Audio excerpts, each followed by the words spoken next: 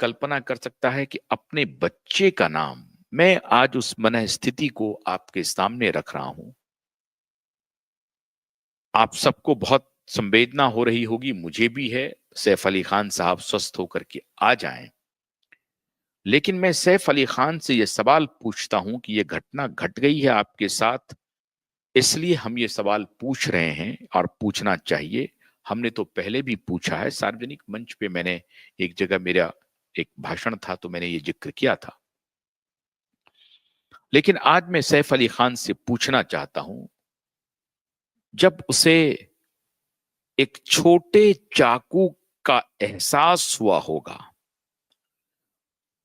जब सैफ दर्द से कराह रहे होंगे,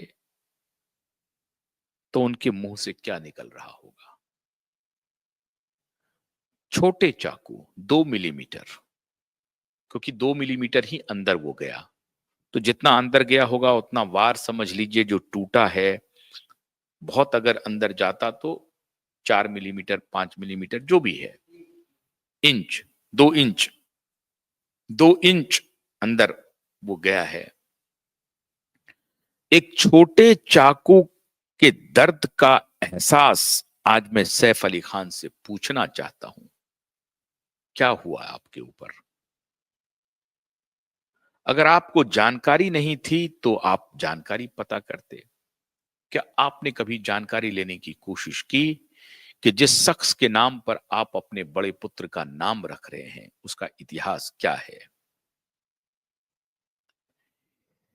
मैं ये नहीं कहूंगा कि नियति क्रूर मजाक करती है, ये कहना ठीक नहीं होगा, लेकिन ये ये पूरी तरह से अनुचित भी नहीं होगा।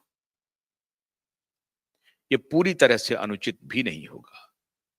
हो सकता है कि आप में से बहुत सारे लोग मेरी इस भावना से इत्तेफाक न रखें, सहमत ना हों, लेकिन मैं आप सबके सामने ये सवाल रख रहा हूं।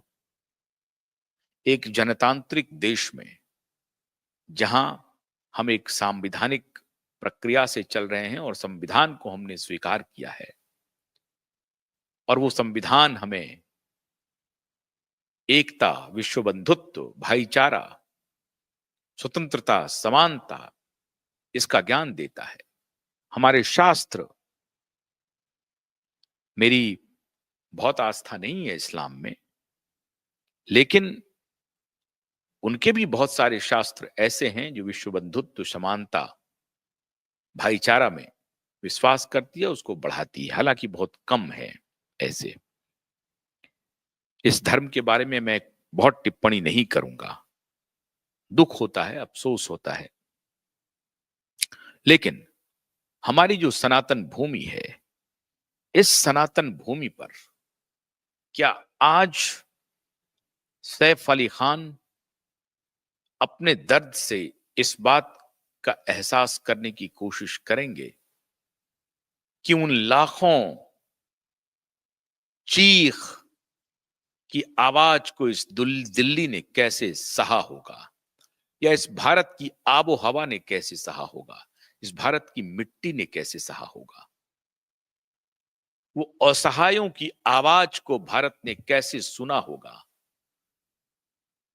हमारा समाज उस वक्त किस प्रकार से लहूलुहान होगा, किस प्रकार से औरतें अपमानित हो रही होंगी, किस प्रकार से औरतों की इज्जत, आबरू लूटी गई होगी, किस प्रकार से बुजुर्गों को बर्बरता पूर्वक मौत के घाट उतार दिया गया होगा, किस प्रकार से छोटे मासूम बच्चों को सिर्फ इसलिए कि वो मूर्ति पूजक परिवार में जन्म लिया है, उसे तलवार की नोक पर खड़े होकर के उछाल दिया गया होगा। मैंने कहा ना कि क्रूरता की ऐसी कोई मिसाल सृष्टि में नहीं मिलती, ऐसी मिसाल नहीं में। युद्ध में लड़ाइयां होती हैं, लेकिन ऐसी मिसाल नहीं है जो तैमूर ने किया, जो तैमूर ने स्थापित किया। इवन अलेक्जेंडर द ग्रेट ने भी ऐसा नहीं किया। उसके भी कुछ मूल्य थे, मर्यादाएं थी, राजा से लड़ाई होती थी, लेकिन आम लोगों को आम नागरिकों को, आम महिलाओं को, बच्चों को, बुजुर्गों को इस प्रकार से उसके खिलाफ अत्याचार, अनाचार, क्रूरता करने वाला कोई शख्स नहीं मिलता। आज क्या सैफ अली खान जब हॉस्पिटल से घर आएंगे, क्या उन्हें कोई तैमूर की इतिहास के कुछ पन्ने सौंपेगा? क्या सैफ अली खान से कोई पूछेगा कि आपने किस लिए अपने बड़े पुत्र का नाम तैमूर रखा? जब आप तैमूर नाम रख रहे थे तो आपके मन में क्या चल रहा था? क्या एक क्रूर तैमूर देखना चाहते थे, या वो तैमूर जो अपनी बर्बरता के ऊपर पूरी दुनिया पर शासन करने का सोचता था, कर नहीं पाया? अलेक्जेंडर की तरह इच्छा वही थी। हाँ, पश्चिम एशिया, मध्य एशिया और भारत तक वो जरूर पहुंच गया, लेकिन उसकी इच्छा थी विश्व विजेता बनने की। तो क्या अपने पुत्र को विश्व विजयी बनाना चाहते हैं? अगर विश्व विजयी बनाना ही चाहते हैं तो कुछ और नाम रख लेते, कुछ और नाम रख लेते। तैमूर ही क्यों रखा? एक इतिहास का ऐसा अपराधी जिसे आने वाली पीढ़ियां भी माफ नहीं करेंगी, स्वयं इस्लाम के धर्मावलंबी भी माफ नहीं करेंगे, मुसलमान भी माफ नहीं करेंगे।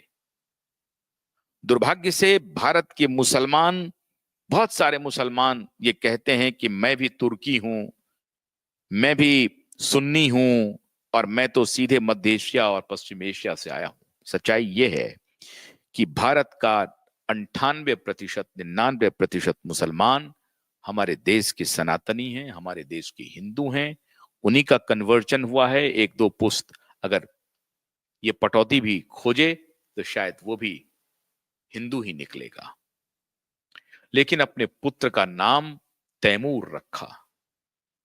काश जब अस्पताल से सैफ अली खान बाहर आएंगे तो उस दिन जो एक तैमूर कमरे में मिला, अगर है, मेरी थ्योरी तो कुछ और कहती है, लेकिन पुलिस की थ्योरी को अगर सच मान लें कि चलिए कोई बाहर का कोई इंट्रूडर आया और कोई चोर आया, चोरी के पर्पस से आया, चुराया कुछ नहीं, कुछ भी नहीं चुराया, लेकिन चोरी के पर्पस से आया और उसने हमला कर दिया, तो उसके लिए तो तैमूर ही हुआ ना। उसने कोई दया नहीं की, कोई रहम नहीं की। उसने कहा नहीं कि भाई मैं चोरी करने के लिए आया था, मुझे जाने दीजिए, मुझसे गलती हो गई। नहीं किया, क्योंकि उनको मालूम है।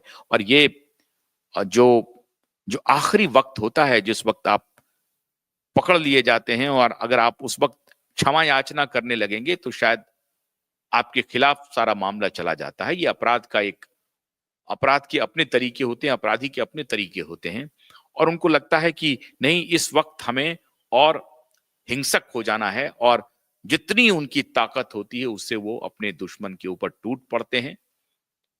और उसमें या तो वो खेत होते हैं, या तो वो खत्म हो जाते हैं, या तो पकड़े जाते हैं, या उनके ऊपर हमला हो जाता है, या अगर वो बच जाते हैं तो हमला करके वो निकल जाते हैं। ये दोनों स्थिति होती है, और वो फ्रिक्शन ऑफ सेकंड में वो कैलकुलेट करता है कि ये काम कैसे करना है, कैसे नहीं करना है। इस प्रकार से वो हमलावर, उसमें तो तैमूर की ही मुझे छवि छवि दिख रही है। और क्या नियति ने सैफ अली खान के साथ क्रूर मजाक किया कि अपने बेटे का नाम उन्होंने तैमूर रखा, तो तैमूर का नख के बराबर भी नहीं, मिलियंस मिलियंस में भी चले जाइए, दूर तक भी ये उसकी तुलना नहीं कर सकता ये चाकू वाला हमलावर। लेकिन एक छोटी सी जो झलक तैमूर की मिलती है, उस 1398 वाले तैमूर की, इस तैमूर की नहीं, उसमें उससे जो एहसास हुआ होगा, उससे जो दर्द मिला होगा सैफ अली खान को, क्या उस दर्द को महसूस करके सैफ अली खान कल ये बात कहेंगे, सोचेंगे कि मैं अपने पुत्र का नाम तैमूर बदल रहा हूं?